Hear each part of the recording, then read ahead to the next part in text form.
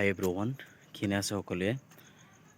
চ' guys, কালি হ'ল 12 তাৰিখ আৰু এই অহাকালি 12 তাৰিখত আমি ইমান দিন ধৰি অপেক্ষাত আছিলোঁ। আমাৰ অসমবাসী ৰাইজে অপেক্ষাত আছিল আৰু সেই অপেক্ষাটো হ'ল যে জুবিনদাৰ ন্যায় কেতিয়া পাব।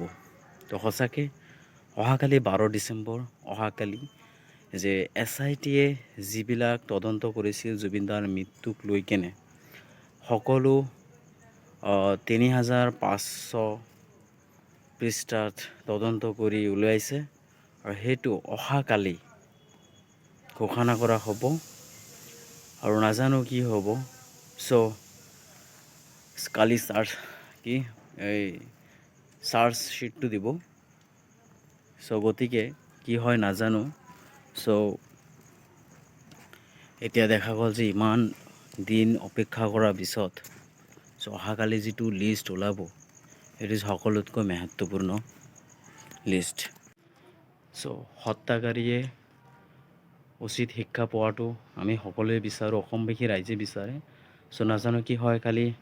আৰু অসমবাসী ৰাইজৰ সকলোৱে আছাম গভৰ্ণমেণ্টৰ ওচৰত, আমাৰ আগত এইটোৱে আমি অনুৰোধ জনাইছোঁ যাতে সঠিক বিচাৰ পাওঁ, জুবিনদাৰ ন্যায় যাতে পায়, এইটো বিচাৰিছোঁ। চ' আমাৰ হিয়াৰ আমঠু জুবিনদা আমাৰ মাজত নাই, বহুত দুখত আছোঁ আমি সকলোৱে জানে, সকলোৰে মনত আৱেগ এতিয়াও ভৰা। চ' কালিৰ চাৰ্জ লিষ্টটো চাওঁ কি হয়। চ' জয় জুবিনদা, জয় অসম। সকলো অপেক্ষাত আছোঁ এইটো লৈ। ইমান দিন পাৰ হৈ গ'ল, 2 মাহ পাৰ হৈ গ'ল। চাওঁ কি হয়। চ' বন্ধুসকল, আপোনালোকে সাজুনে? কমেণ্ট কৰি জনাব অহাকালি কি হয়।